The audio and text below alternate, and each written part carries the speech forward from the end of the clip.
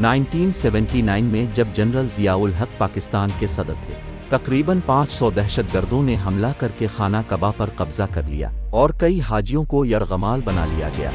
अब्दुल्ला हामिद मोहम्मद कहतानी दहशतगर्द ग्रुप का लीडर था। अब्दुल्ला हामिद मोहम्मद कहतानी का कहना था कि वो इमाम मेहदी है और उसने मुसलमानों को अपनी इताअत करने की दावत दी और उसने अल-ए-सऊद को गिराने का मंसूबा बनाया। दहशतगर्दों के ग्रुप ने जामे मस्जिद की छत पर दिफाई पोजीशनें संभाल ली और दहशतगर्दों के गिरोह में से स्नाइपर गन चलाने वालों ने मस्जिद के मीनारों पर पोजीशंस संभाल ली, जहां से वो मस्जिद के ग्राउंड को कंट्रोल कर रहे थे। हजारों ज़ायरीन की जिंदगियों को भी खतरा था। सऊदी फौज ने खाना कबा पर दोबारा कब्जा करने की कोशिश की, लेकिन वो नाकाम रहे। सऊदी हुकूमत ने पाकिस्तान और फ्रांस से मदद की अपील कर दी। पाकिस्तान से SSG कमांडोज खाना कबा की हिफाजत के लिए भेजे गए। फ्रांसीसी कमांडोज ने मदद की कोशिश की, लेकिन वो मस्जिद का दिफा करने में नाकाम रहे। इसके बाद पाकिस्तानी SSG कमांडोज को हेलीकॉप्टर से जामे मस्जिद के ग्राउंड पर उतारा गया। पहले उन्होंने दहशतगर्दों के ग्रुप को मस्जिद के तहखाने की तरफ धकेला और फिर तहखाने को पानी से भर दिया। एक बार जब पानी तहखाने में पहुंचा तो उन्होंने पानी को बिजली का करंट लगा दिया, जिससे अब्दुल्ला हामिद मोहम्मद कहतानी के ग्रुप के होश उड़ गए और फिर अब्दुल्ला हामिद मोहम्मद कहतानी और उसकी ग्रुप को पाकिस्तान के SSG कमांडोज ने गिरफ्तार किया। पाकिस्तान ने दुनिया भर से मुसलमानों का दिल जीत लिया। इसीलिए जनरल ज़ियाउल हक को मुस्लिम दुनिया में हीरो के तौर पर देखा जाता था। इसी दौरान भारत ने सियाचिन पर कब्जे के लिए ऑपरेशन मकदूद शुरू किया, जिसके नतीजे में भारतीय अफवाज ने सियाचिन ग्लेशियर का कंट्रोल हासिल कर लिया। जब इंडिया ने सियाचिन पर कब्जा किया तो जनरल ज़ियाउल हक ने कहा कि वहां घास भी नहीं उगती, और फिर भारत ने 3 लाख से ज़ायद भारतीय फौजियों को पाकिस्तानी सरहद पर तैनात कर दिया।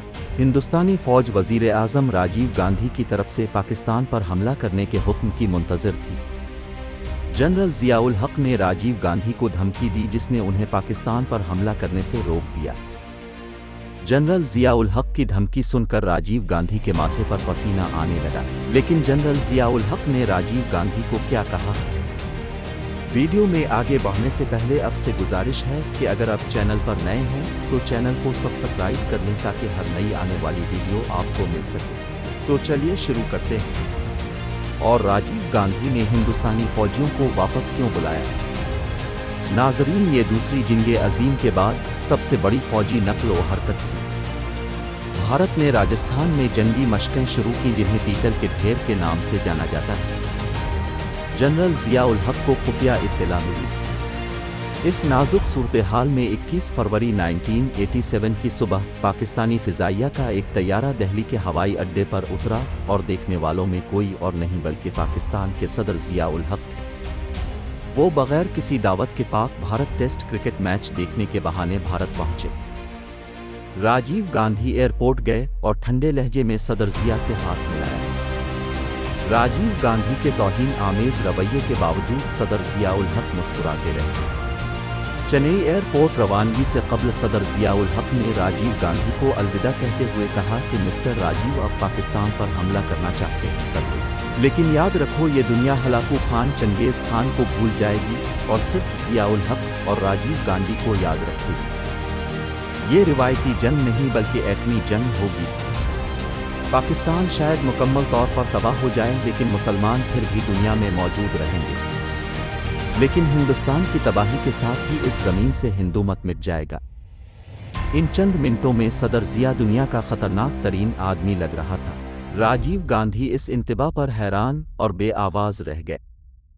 ये वार्निंग कारामद साबित हुई और राजीव गांधी ने पाकिस्तानी सरहद से हिंदुस्तानी फौज को वापस बुला लिया।